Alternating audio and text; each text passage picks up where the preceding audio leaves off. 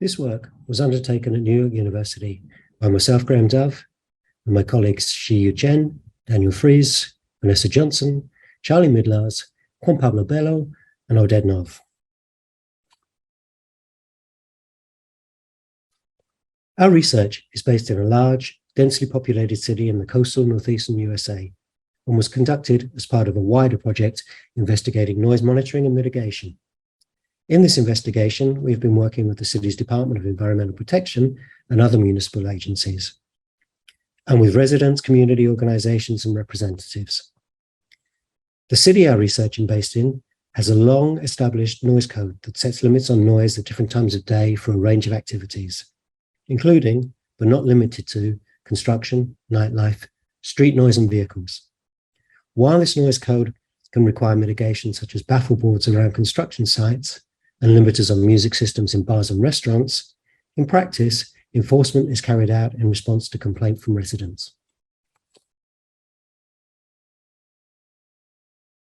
Our research is motivated by the lived experience of the majority of urban residents, for whom noise pollution is one of the most often reported quality of life concerns. Amongst these, noise from construction at night and on weekends, and from activities on the streets outside people's homes are considered particularly impactful. We build on HCI and CSCW research in two main areas.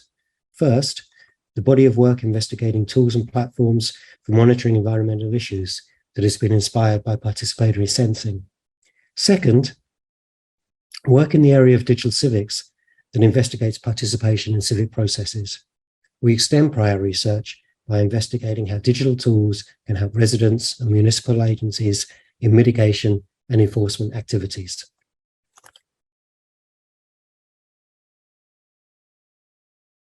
In this paper, we report on our experiences working with two communities in particular. The first has been subject to years of extremely loud construction work at nighttime and during the weekend, and this is related to one of the largest and most expensive development projects in US history.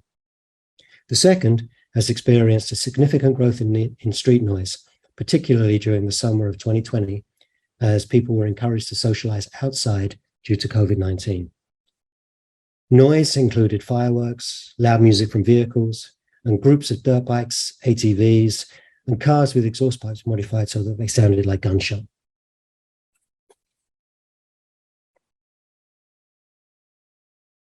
Our data were collected from interviews with residents and representatives of different municipal agencies over a period of 2 years spanning 2019 to 2021.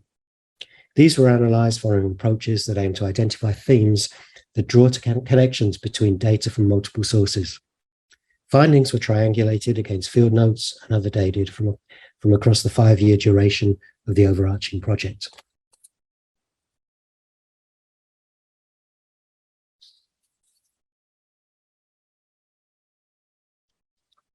In the paper, we report on findings from 7 main themes. Here I will focus on 4 in particular. The first of these is the importance of both residents and municipal agencies of making and then drawing on reports of noise.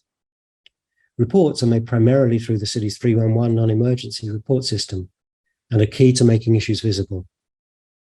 These reports are then fundamental aspects in municipal agencies' planning and evaluation of enforcement actions.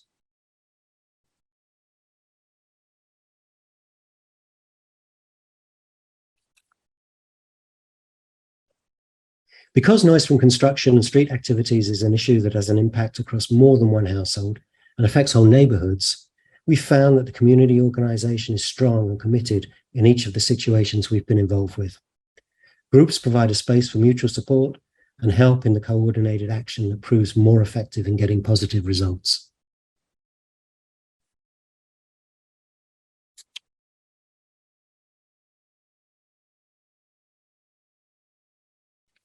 One of the major challenges in noise code enforcement and mitigation planning is the potential for large gaps between the strict guidelines and quantifiable thresholds that municipal agencies are guided by and the lived experience of residents impacted by issues of noise. This can reduce trust and undermine residents' faith in agencies' ability to act effectively.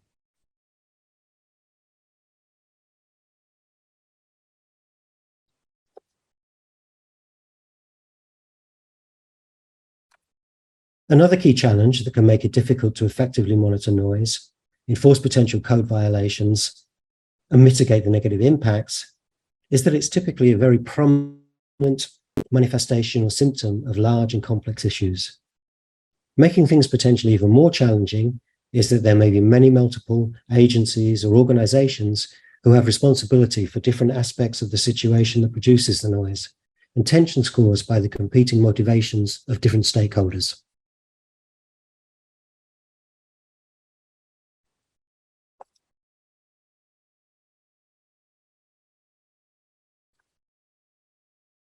Our paper identifies and discusses a total of 8 considerations, challenges, and opportunities for HCI and CSCW research in the shift from simply monitoring environmental concerns to working with residents, municipal agencies in mitigation action. Here I will talk about 2 of these. The first of these opportunities reflects the overarching motivation and execution of our work. This is a model for community-based municipal monitoring and mitigation activities we have termed civic sensing. This is a model we have been piloting across the city in conjunction with the Department of Environmental Protection and volunteer residents.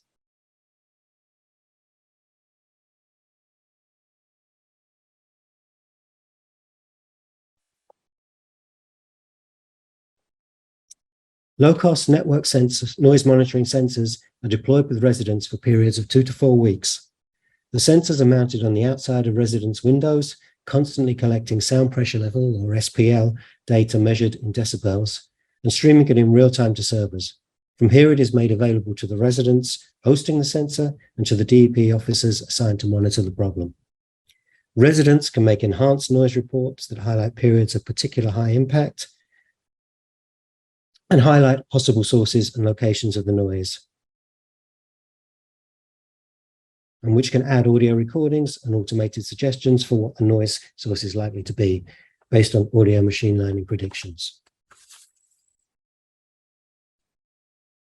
To further support enhanced reporting, our prototype system draws on data from the city's open data platform that is relevant to the problem at hand. Data include previous reports of problem noise made to the city's 311 system in nearby locations, filtered by the noise type the residents wish to report. When the resident's complaint is regarding construction noise, the system returns building permits and variances for out-of-hours work. If the complaint were about noise from bars, the system pulls about open data about licensed premises.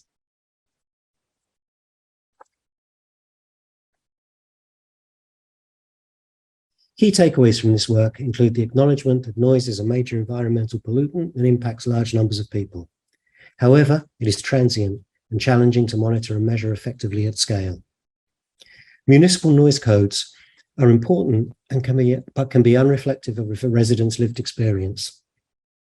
We can flexibly deploy low-cost sensors in conjunction with municipal agencies and residents that offer continuous fine-grained data, and residents can enhance reports about noise with sensor and other data that support more effective mitigation and planning action.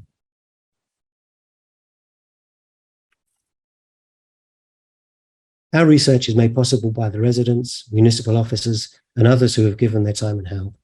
It was funded by the National Science Foundation.